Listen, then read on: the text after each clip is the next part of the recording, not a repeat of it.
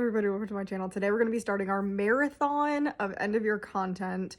Basically, most disappointed, most surprised, best and worst list. So the next couple of thumbnails are probably going to look almost identical because I'm just going to sit here and talk about these books for the next couple of hours and just film it all together so that I never have to talk about this stuff again and we are done with 2025, because 2025 was a rough year for me. It was a very, very hard year for me. I don't want to think about 2025 anymore. So let's start with the most disappointing books of 2025. When I talk about most disappointing books, these can be DNFs, these can be books that I didn't like, these can be books that I had high expectations for but was just mediocre feeling at the end of them. I could even like them, but they still didn't hit that expectation of what I had for them. We're not going to be going over these like in length. It's just gonna be like very briefly talking about why I felt like they were disappointing, and that's kind of all we're gonna talk about. So top 10, and then I do have a couple of honorable mentions that I want to briefly bring up. So honorable mentions that were almost in that top disappointing. We have The Ornithologist Field Guide to Love. This was mostly disappointing, not because of any expectations that I had,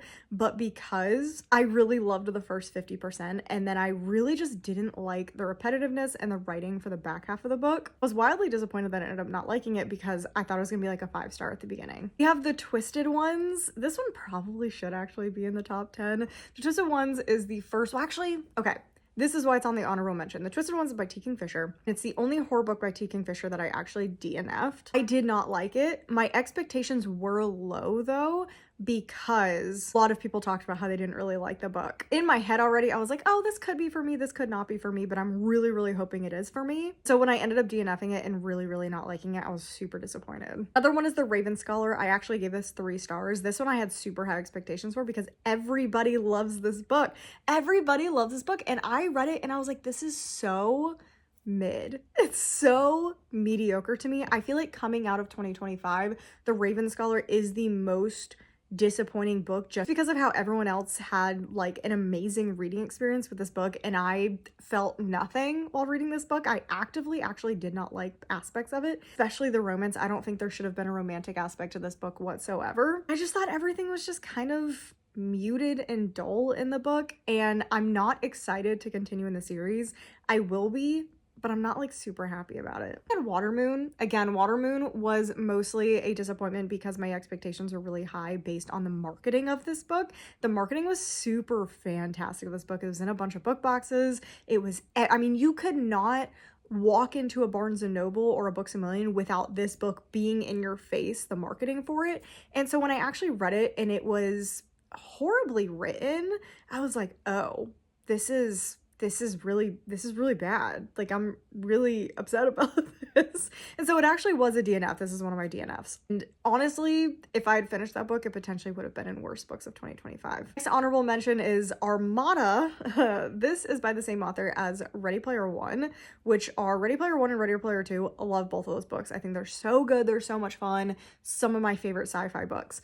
Armada is actively bad. This book was just like super disappointing with such high expectations based on the writing of Ready Player One and Ready Player Two, and then this one was just like a dull, chaotic mess that I was reading it like, this is so upsettingly not what I was expecting, and especially the ending. The ending was actually ridiculous, so I was really disappointed reading this one. The final honorable mention is Alchemy of Secrets. This one again is an honorable mention because my expectations were tempered for this book. I was not actually expecting to super love this book going into it because it did not seem like a book that was exactly my vibe, and I also went into it thinking it was historical fantasy, which it definitely wasn't. I feel like that was really confusing. I think it's because of the cover. The cover seemed very historical fantasy. So I just wasn't expecting the story that was in it. But either way, even if I was expecting the story that actually delivered, is not good. So I was really disappointed because it's my first Stephanie Garber that I actively really did not like. It's also, again, this one is also on my worst books of the year as well. But this one is a massive disappointment because, again, like I said, first Stephanie Garber that I've read that I actively was unhappy with. Moving into most disappointing books of 2025. Coming in at number 10, we have Terror at the Gates. I really loved first book in the Persephone Hades series, Touch of Darkness by Scarlett St. Clair. And I had such high expectations for Terror at the Gates because it's like female rage, and I was so excited, but guys, the writing was so bad. I gave it a 2.5, 2.5 stars. I am going to continue in the series because I do like how the book ended, which is why it doesn't make the worst books. But the writing and the romance were rough. I mean, there was literally a scene where they're talking about like their friend like died in an area and then they have sex on that like area or near that area, and I was like, I don't think the book for me. I don't think this is the book for me. So I was really, really disappointed because I was expecting a lot of tension and feeling that romance between the main characters, because that's how I felt in A Touch of Darkness. I was really disappointed with how I felt about the romance in this book. Number 9, we have One Perfect Couple by Ruth Ware. I'm mostly just really disappointed because I love Ruth Ware books. Ruth Ware is probably one of my favorite mystery thriller writers, and this sucked. Like, this actually, I give it a 2 star. It's not a worst book. But for her, this book sucked. And I was reading it thinking, this is not, I would never think that this was Ruth Ware. If you gave me 3 guesses to guess the author of that book, it would never have been Ruth Ware. And so I just like, I'm really sad about it, and it does make me a little bit nervous to pick up a future Ruth Ware. Coming in at number 8 is Just for the Summer. This is the only one on here, I think, that I DNF'd. Yes, this is the only one that I DNF'd. And this is the first Abby Jimenez book that I actively really didn't like. I think I made it about halfway through this book. It doesn't go on my worst list. It would be on my worst list if I finished the book, but that's why it's kind of on most disappointing, because it would have been a 1 star, but I don't put books I didn't finish on my worst books, except in like the honorable mentions. But this was so disappointing because I loved yours truly. I loved Of Your World, and I had such high expectations after those 2 books that when I read Just for the Summer, I was like, I feel like this is written by somebody else. Like, I actively feel like this is written by someone else, and it makes me not want to read another book by this author. Number 7 is Onyx Storm. You guys know I actually do like this book. I gave it a 4 star. This is what I'm talking about, most disappointing. This was highly disappointing for me though, because I loved Fourth Wing, gave it a 5 star, loved Iron Flame, 5 star. Both of those are 2 of my favorite books. So I was expecting a 5 star, oh my gosh, this is amazing from Onyx Storm, and to be honest, it felt incredibly flat. I definitely am in the camp of Fourth Wing is like a good mix of fantasy and romantasy. Iron Flame is primarily fantasy. It has a lot of political intrigue. There's a lot of secretive stuff going on that if you really look, you can like solve all these really cool mysteries in the book. I love that aspect of it. It did so much world building in Iron Flame that I absolutely loved it. And then a lot of people complained about Iron Flame and said it like really hurt the romance and blah, blah, blah, blah, blah. So Onyx Storm was like 200 pages shorter than Iron Flame and was primarily focused on the romantic aspect of the world, which I really don't care that much for. Onyx Storm, heavy romantasy. And again, a lot of people are going to disagree with this because a lot of my friends really, really loved Onyx Storm. Did not like Iron Flame. That's fine. But for me, I do think a lot of the plot and political intrigue and the world was actually sacrificed in Onyx Storm to create a more romantic plot. And I just don't vibe with that. Number 6 is Book Lovers, my first and only so far Emily Henry book. Emily Henry books were, I think I give it a 2 star, were so built up in my mind that when I read this, and it was honestly one of the most mediocre romance books that I've ever read, I was like, oh, this is not what I was expecting. This is legitimately so disappointing because this was nothing like what I was expecting in the worst possible way. Unfortunately, yeah, this definitely goes into the most disappointing because my expectations were through the roof and it did not meet a single one of them. Number 5 is Serpent in the Wings of Night. And this is a complicated one because I am actually including this one back into a new series that I'm doing on my channel in 2026. And that is reading books that I previously read. Like, did I actually not like these books? So Serpent in the Wings of Night is going to be One Dark Window, those kinds of books. Bat Eater, I'm going to reread them, or at least attempt to reread them and see if I actually didn't like them, or it was just the headspace that I was in, or I wasn't ready for a book like that. Since reading Serpent in the Wings of Night, I've read significantly more romantasy and I understand the genre a lot more. So there is a chance, and I listened to it on an audiobook, so there is a chance if I physically read it, having more romantasy under my belt, I could enjoy this more for what it is, but we'll see. But as of right now, with my memory the way it is, the way that this book was hyped by people, and then when I read it, I think I gave it a 2.5 to a 3, anywhere around in there. Again, the romance is what let me down in this one. I did not feel a spark between the main characters whatsoever. And with a romantasy, you really gotta feel that spark or you're not gonna enjoy most of the book. Like, the plot is not what is holding this book up specifically. There are some romantasy books where the plot is really, really good. Like, for me, Quicksilver's plot was fantastic. Burn of the Wings of Night, the romance was definitely where the majority of the plot was, and because I didn't like the romance, I was super disappointed in the story as a whole, and my expectations were super not met. And speaking of a book where expectations were not met, Brimstone is coming in at number 4. We literally just read this one, but it is definitely making the most disappointing of 2025. If I'd read it in 2026, it would have made the most disappointing of 2026.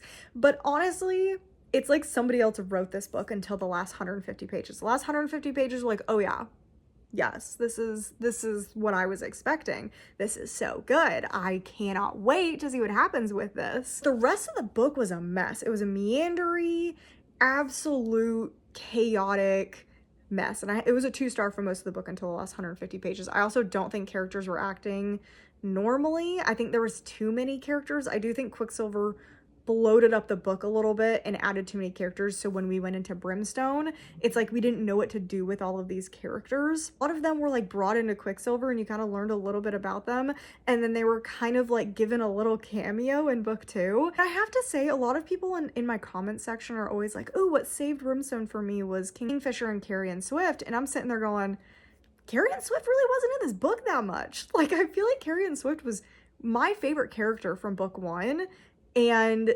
honestly was so underutilized in book 2. I feel like if he was in book 2 more, I would have liked the book more, but I don't see where people think that he saved the book, because I don't think he was really in it that much. Again, that is my opinion. I was sorely lacking some characters that I really enjoyed. Too many characters, too bloated, didn't need to exist, should have just been a duology. At number 3, I think this is also on my worst. No, I took it off my worst because I am going to be trying to reread this one. And I think I originally gave it like a 1.5. I think I've bumped it up to a 2 at this point. It is Bury Our Bones in the Midnight Soil.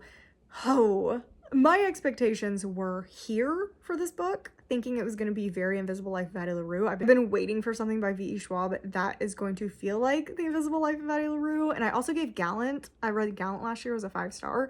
So they were here.